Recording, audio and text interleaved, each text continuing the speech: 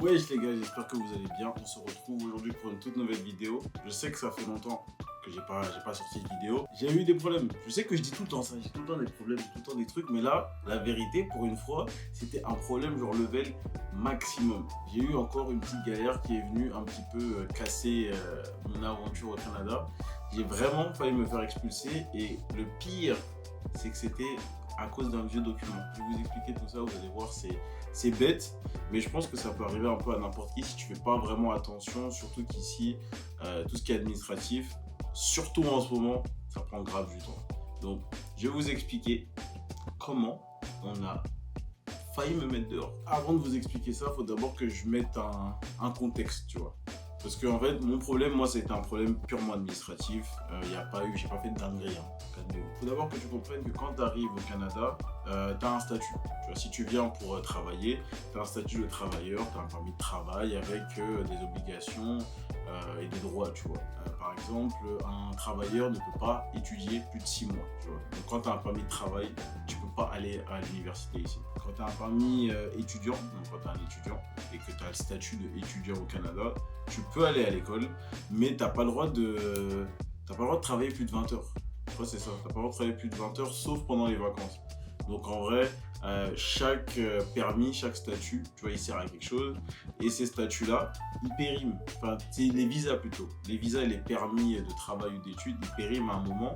Et il faut les renouveler. Et le truc, c'est qu'en ce moment, au Canada, c'est le bordel. Ah non, c'est pas le bordel, mais c'est juste que l'administratif, ça a grave du retard. Parce qu'ils avaient déjà du retard avant le Covid. Et le Covid a genre exploser tous les problèmes en fait qu'il y avait sur ça. Donc ça, c'est un sujet un peu trop vaste, on va pas genre s'éterniser là-dessus.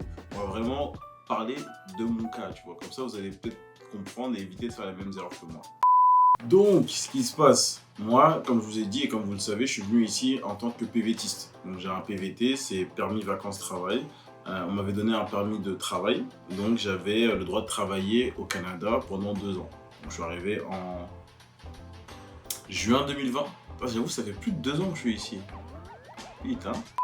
Je savais qu'il y avait des démarches à faire, tu vois, pour renouveler mon permis, pour être tranquille. Parce que moi, vraiment, mon but, je vais être honnête, c'est pas que je veux pas habiter au Canada toute ma vie, mais j'aime bien Montréal et j'aimerais bien avoir la possibilité, tu vois, de venir, rentrer, sortir comme je veux, tu vois. Et peut-être sur le long terme, peut-être, on sait pas, je m'installe à Montréal, tu vois. Mais quand je suis arrivé, j'ai fait que m'amuser en fait. Genre j'ai vraiment passé mon temps à tester des trucs, traîner dehors, rester dehors avec mes potes qui m'ont montré là les trucs à Montréal, à manger. J'ai passé beaucoup de temps à manger parce que la nourriture ici elle est incroyable. Tu sais, j'ai changé de job et du coup, comme je travaillais depuis chez moi, quasiment H24 pendant l'hiver, ça m'a grave. Je suis grave devenu casanier. C'est-à-dire que comme il faisait froid dehors et que déjà moi je suis frileux, le fait d'être tout le temps chez moi, bah, je sortais jamais. Mais cette année, ne vous inquiétez pas, cette année on va faire des vlogs, des trucs et tout, parce que bah, il y a un peu moins le Covid et du coup il y a un peu plus de choses à faire et de choses à découvrir. Donc ça, c'est une promesse. Il y aura des vlogs cet hiver. Bref. Donc comme l'hiver il était genre frileux, tu vois, il était froid. Moi je suis resté chez moi et j'ai totalement zappé tout ce qui était genre démarches importantes à faire.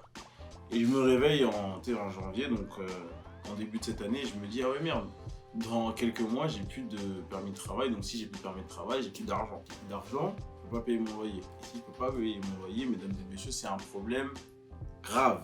Je commence à me renseigner, tu vois, à gauche, à droite, les papiers pour rester au Canada quand tu as eu un PVT. Donc, je fais mes recherches et je vois que, en fait, pour vous expliquer ça rapidement, quand tu veux t'installer au Canada, normalement, tu vas faire une demande de résidence permanente à un moment.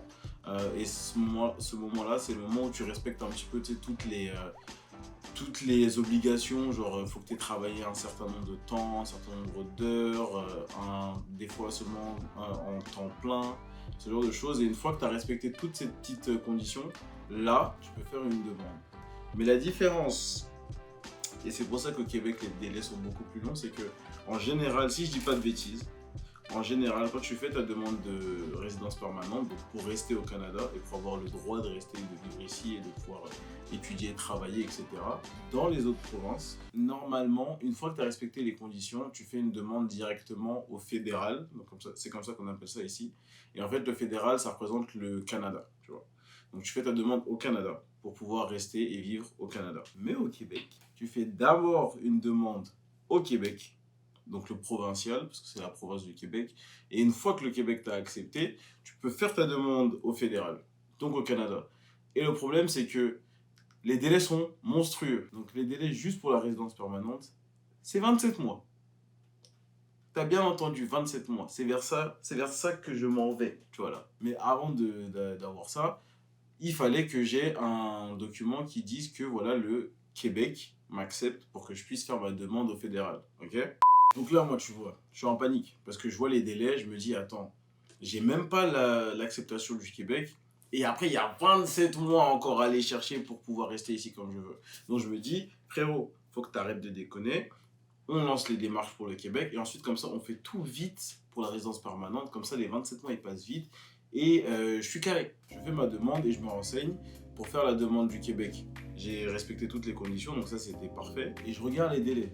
Parce qu'au moment où je fais ma demande pour avoir l'acceptation du Québec, il me reste 6 mois de permis de travail, tu vois. C'est-à-dire que dès que les 6 mois finissent, tu ne peux plus travailler, c'est fini. James, tu rentres en France, c'était cool, merci, au revoir. Je me renseigne et là, en fait, tu sais, je les appelle et ils me disent ouais, les démarches prennent à peu près 2 mois. Parfait. C'est-à-dire que j'ai même 4 mois d'avance, tu vois, c'est incroyable. Donc moi, je fais ma demande et je patiente. Je patiente 1 mois, 2 mois, 3 mois, 4 mois. Et comme vous l'avez compris, le 4e mois, c'était la fin. Okay, c'était la fin. J'avais une date finale pour recevoir ce document. Je ne l'ai pas reçu. Et mon avocate, en fait, l'avocate du travail, là où j'étais avant, m'envoie un mail. Tu vois, je vais essayer de vous mettre le mail. Et en gros, elle me dit, c'est fini, tu ne peux plus travailler. Légalement, tu n'as plus le droit de travailler au Canada. Tu dois attendre que l'autre document arrive. Et dites-vous qu'à ce moment-là, on est en juin, on est au début de l'été. J'ai plus de travail, j'ai plus d'argent, j'ai zéro économie. Mais genre quand je vous dis zéro économie, je pensais moi justement profiter de l'été pour, tu sais, quand tu prends des vacances au moins là t'es payé, etc.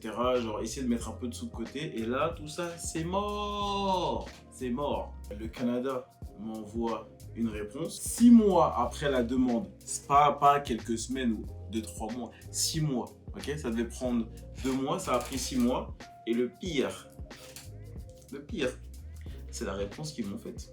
On va regarder ça ensemble, attendez, on va regarder. Ça, c'est le mail qu'ils m'ont envoyé. Et moi, j'étais content parce qu'en fait, quand le gouvernement te répond, tu reçois un message automatique sur ta boîte mail qui te dit « Le gouvernement a laissé un message sur votre compte, allez regarder. » Donc moi, à ce moment-là, vous imaginez bien que je suis en train de me dire « Enfin, libération, c'est fini tout ça. » Non, ils m'envoient un document, l'objet du document, intention de rejeter votre demande de sélection permanente dans le cadre du programme de l'expérience québécoise travailleur étranger temporaire. Donc en gros, pour vous résumer, j'ai fait une demande à travers un programme parce que je suis travailleur et que je respectais les exigences.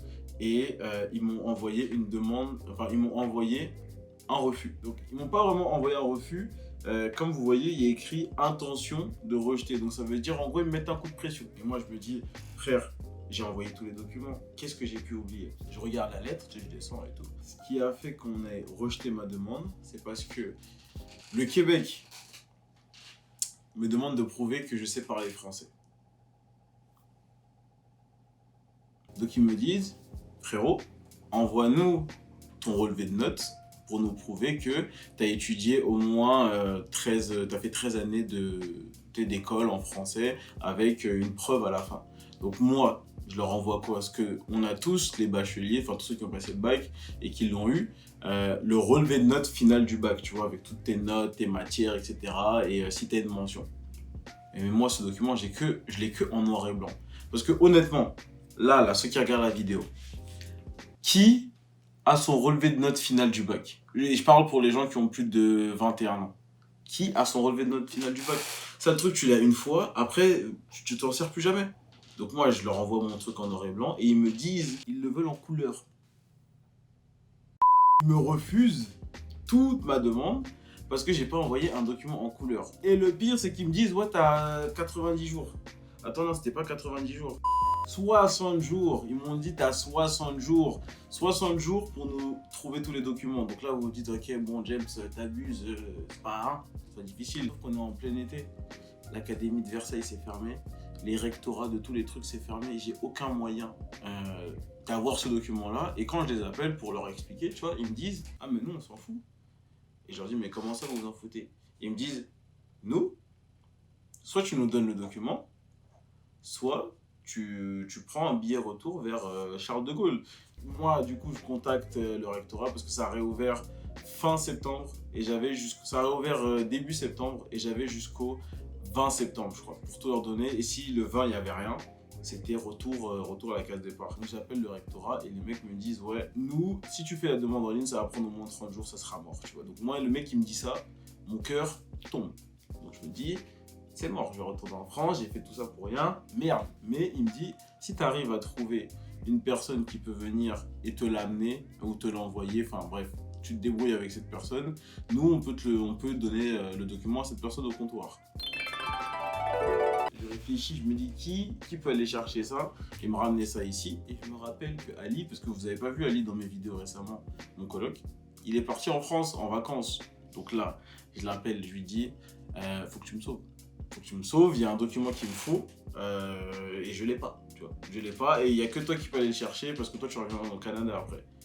Ali, clutch. Les mecs, ils ont vérifié 0 document. Apparemment, il est juste allé là-bas, il a dit est-ce que je peux avoir les documents pour James. Le mec il a dit ok. Il lui a donné mes documents.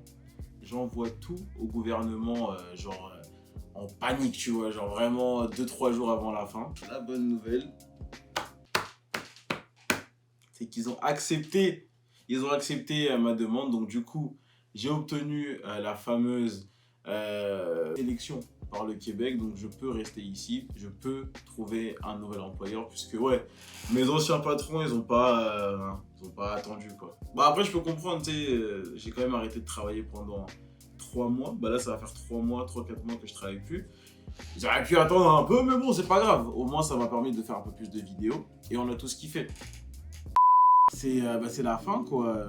Maintenant, ils m'ont accepté ce document-là. Je vais essayer de trouver du travail. Je vais essayer de trouver un travail qui me permet de continuer à faire des vidéos. Puisque les dernières semaines, j'ai pas fait des vidéos et ça me faisait vraiment chier. Parce que moi, j'aime bien faire des vidéos, j'aime bien vous montrer Montréal, etc. Mais quand t'as des problèmes administratifs qui genre définissent où est-ce que tu vas passer les prochaines années de ta vie, t'es un peu en stress, je vais pas te mentir. Mais au moins, tout est réglé. Et enfin, presque tout est réglé parce qu'il faut que je trouve un travail quand même pour pouvoir rester. Mais bon, à Montréal, c'est pas très compliqué. J'espère que la vidéo vous a plu. C'était un petit peu long, tu vois, c'était un peu une petite story time. Je vous explique mes petites galères. J'espère que ça va aider ceux qui sont ici. Faites hyper gaffe à vos documents, aux demandes. Prenez-y vous à l'avance.